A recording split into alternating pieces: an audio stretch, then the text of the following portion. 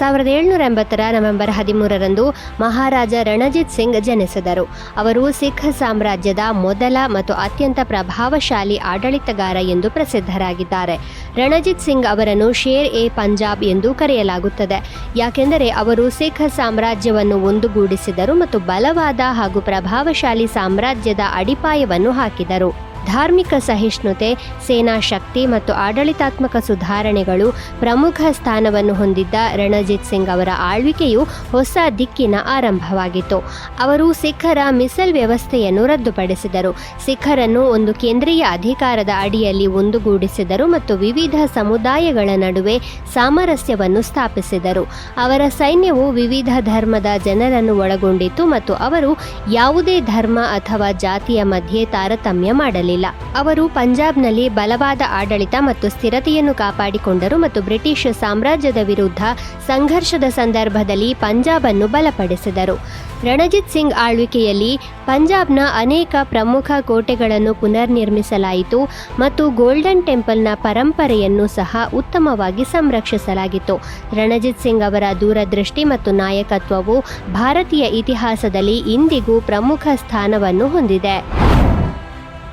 1971 November 13ರಂದು ನಾಸಾದ ಮ್ಯಾರಿನರ್ 9 ಬಾಹ್ಯಾಕಾಶ ನೌಕೆಯು ಮಂಗಳನ ಕಕ್ಷೆಯನ್ನು ತಲುಪಿತು.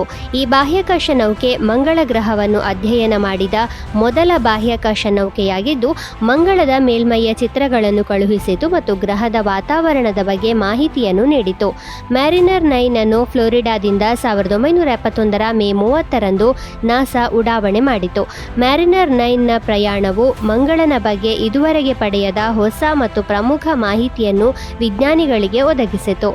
ಮ್ಯಾರಿನರ್ 9 ಮಂಗಳ ಗ್ರಹದ ಬಗ್ಗೆ ಕೆಲವು ಆಶ್ಚರ್ಯಕರ ಆವಿಷ್ಕಾರಗಳನ್ನು ಮಾಡಿತು. ಇದರಲ್ಲಿ ವಿಶಾಲವಾದ ಹವಾಮಾನ ಬದಲಾವಣೆಗಳು, ಕಣಿವೆಗಳು ಮತ್ತು ಜ್ವಾಲಾಮುಖಿ ರೀತಿಯ ರಚನೆಗಳು ಸೇರಿವೆ. ಮಂಗಳ ಗ್ರಹದಲ್ಲಿ ಒಮ್ಮೆ ನೀರು ಇತ್ತು ಎಂಬುದನ್ನು ಈ ಕಾರ್ಯಾಚರಣೆಯು ಸಾಬೀತುಪಡಿಸಿತು. ಅಲ್ಲಿ ಜೀವದ ಚಿಹ್ನೆಗಳ ಸಾಧ್ಯತೆಯ ಬಗ್ಗೆ ಚರ್ಚೆಯನ್ನು ಹುಟ್ಟುಹಾಕಿತು. ಮ್ಯಾರಿನರ್ 9 ಮಿಷನ್ ನಾಸಾಗೆ ಒಂದು ಪ್ರಮುಖ ಯಶಸ್ಸನ್ನು ನೀಡಿತು ಮತ್ತು ಮಂಗಳದ ಮೇಲ್ಮೈಯ ಮೊದಲ ಸಮಗ್ರ ಚಿತ್ರಗಳನ್ನು ಒದಗಿಸಿತು. ಈ ಕಾರ್ಯಾಚರಣೆಯು ಬಾಹ್ಯಾಕಾಶ ಪರಿಶೋಧನೆಯ ಇತಿಹಾಸದಲ್ಲಿ ಒಂದು ಮೈಲಿಗಲ್ಲು ಎಂದು ಸಾಬೀತಾಯಿತು ಮತ್ತು ಮಂಗಳ ಗ್ರಹದೆಡೆಗಿನ ಭವಿಷ್ಯದ ಇತರ ಕಾರ್ಯಾಚರಣೆಗಳಿಗೆ ಅಡಿಪಾಯವನ್ನು ಹಾಕಿತು. 1985 ನವೆಂಬರ್ 13ರಂದು ಕೊಲಂಬಿಯಾದಲ್ಲಿ ನೆಲೆಗೊಂಡಿರುವ ನೆವಾಡೋ ಡೆಲ್ ರೂಯಿಸ್ ಹೆಸರಿನ ಜ್ವಾಲಾಮುಖಿ ಸ್ಫೋಟಿಸಿತು. ಇದು ಭೀಕರ ದುರಂತವನ್ನು ಉಂಟುಮಾಡಿತು. ಸ್ಫೋಟವು ಭೂಕುಸಿತಗಳನ್ನು ಪ್ರಚೋದಿಸಿತು ಮತ್ತು ಹತ್ತಿರದ ಪ್ರದೇಶಗಳಲ್ಲಿ ಲಾವಾ ಸ್ಫೋಟಗಳನ್ನು ಉಂಟುಮಾಡಿತು. ಇದು ಭಾರೀ ವಿನಾಶಕ್ಕೆ ಕಾರಣವಾಯಿತು. ಈ ಜ್ವಾಲಾಮುಖಿಯ ಸ್ಫೋಟದಿಂದ ಉತ್ಪತ್ತಿಯಾದ ಬಿಸಿ ಅನಿಲಗಳು ಮತ್ತು ಬೂದಿಯಿಂದಾಗಿ ಹೆಚ್ಚಿನ ಸಂಖ್ಯೆಯ ಜನರು ಪರಿಣಾಮ ಎದುರಿಸಿದರು ಮತ್ತು ಸಾವಿರಾರು ಜನರು ಪ್ರಾಣ ಕಳೆದುಕೊಂಡರು. ಈ ಜ್ವಾಲಾಮುಖಿಯ ಸ್ಫೋಟದಿಂದಾಗಿ ಭೂಕುಸಿತಗಳು ಮತ್ತು ಲಾವಾದಿಂದ ಉಂಟಾದ ಜಲಪಾತಗಳು ಕೊಲಂಬಿಯಾದ ಆರ್ಮೆರೋ ನಗರವನ್ನು ನಾಶಪಡಿಸಿದವು.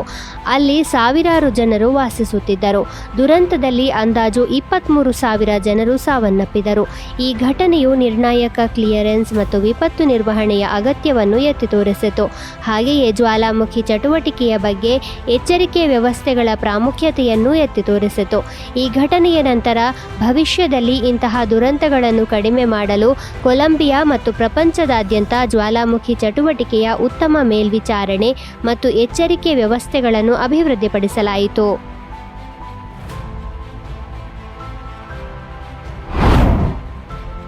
2015 ನವೆಂಬರ್ 13ರಂದು ಸಂಜೆ ಇಸ್ಲಾಮಿಕ್ ಸ್ಟೇಟ್ ಭಯೋತ್ಪಾದಕರು ಫ್ರಾನ್ಸ್ ರಾಜಧಾನಿ ಪ್ಯಾರಿಸ್ನಲ್ಲಿ ಕೆಲವೇ ನಿಮಿಷಗಳಲ್ಲಿ ಒಂದರ ನಂತರ ಒಂದರಂತೆ 6 ಸ್ಥಳಗಳಲ್ಲಿ ಭೀಕರ ದಾಳಿ ನಡೆಸಿದರು.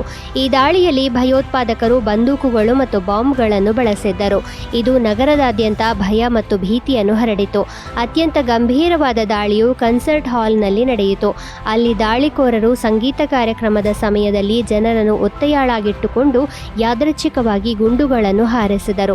ಇತರ ಪ್ರಮುಖ ದಾಳಿಗಳಲ್ಲಿ ಪ್ಯಾರಿಸ್ ಕೆಫೆಗಳು, ಬಾರ್ಗಳು ಮತ್ತು ಆಗಿನ ಅಧ್ಯಕ್ಷ ಫ್ರಾಂಕೋಯಿಸ್ ಹೋಲಾಂಡ್ ಇದ್ದ ಸ್ಟೇಡ್ ಡಿ ಫ್ರಾನ್ಸ್ ಕ್ರೀಡಾಂಗಣದ ಬಳಿಯೂ ಬಾಂಬ್ ಸ್ಫೋಟಗಳು ನಡೆದಿದ್ದವು. ಈ ದಾಳಿಯಲ್ಲಿ ಸುಮಾರು 130 ಜನರು ಸಾವನ್ನಪ್ಪಿದರು ಮತ್ತು ನೂರಾರು ಜನರು ಗಾಯಗೊಂಡರು. ಇದು ಫ್ರಾನ್ಸ್ ಇತಿಹಾಸದಲ್ಲಿ ಅತ್ಯಂತ ಭೀಕರ ಭಯೋತ್ಪಾದಕ ದಾಳಿ ಎಂದು ಪರಿಗಣಿಸಲ್ಪಟ್ಟಿದೆ. ಈ ಘಟನೆಯ ನಂತರ ಪ್ಯಾರಿಸ್ ಮತ್ತು ಫ್ರಾನ್ಸ್ನಲ್ಲಿ ಭದ್ರತಾ ವ್ಯವಸ್ಥೆಗಳನ್ನು ಬಿಗಿಗೊಳಿಸಲಾಯಿತು ಮತ್ತು ಭಯೋತ್ಪಾದನೆಯ ವಿರುದ್ಧದ ಹೋರಾಟವನ್ನು ಜಾಗತಿಕವಾಗಿ ತೀವ್ರಗೊಳಿಸಲಾಯಿತು. ಪ್ಯಾರಿಸ್ ದಾಳಿಯು ಭಯೋತ್ಪಾದನೆಯ ಬೆದರಿಕೆಯ ಬಗ್ಗೆ ಜಗತ್ತನ್ನು ಹೆಚ್ಚು ಜಾಗೃತಗೊಳಿಸಿತು ಮತ್ತು ಒಗ್ಗಟ್ಟಿಗೆ ಕರೆ ನೀಡಿತು. ನವೆಂಬರ್ 13 ವಿಶ್ವ ದಯಾ ದಿನ ಅಥವಾ ವರ್ಲ್ಡ್ ಕೈಂಡ್ನೆಸ್ ಡೇ ಯನ್ನಾಗಿ ಆಚರಿಸಲಾಗುತ್ತದೆ. ಪ್ರಪಂಚದಾದ್ಯಂತ ದಯೆ, ಸಹಾನುಭೂತಿ ಮತ್ತು ಲೋಕೋಪಕಾರವನ್ನು ಉತ್ತೇಜಿಸಲು ಈ ದಿನವನ್ನು ಸಮರ್ಪಿಸಲಾಗಿದೆ.